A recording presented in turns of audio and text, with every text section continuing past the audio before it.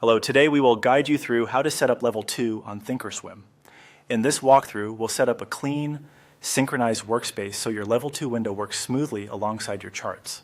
Level 2 shows real-time depth of market, including bid and ask sizes, and where liquidity sits across prices. Getting the layout right helps you read that information quickly and confidently.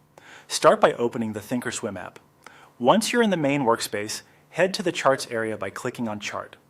This takes you to a familiar view where we'll make a small layout adjustment before building the grid. On the right edge of the chart, look for the three horizontal lines, sometimes called the hamburger menu. Click that icon to open the chart menu. From the menu, choose Reset. When prompted, click Yes to confirm.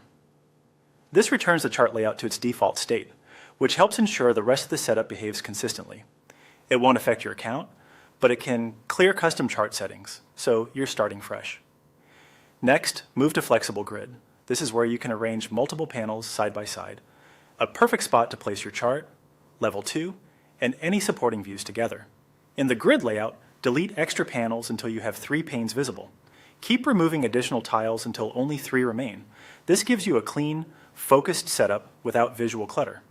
Now let's link symbols so everything updates together. In the corner of a pane, find the small colored link icon with a number. Click it, and select the yellow link labeled 2.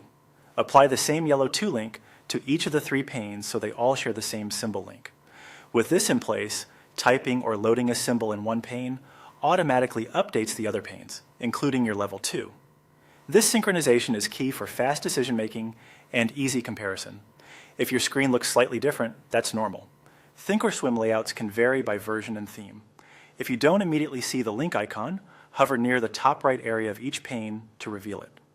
And if Level 2 data appears empty, remember that depth of market quotes typically require the appropriate market data permissions. Without those, the panel may not populate.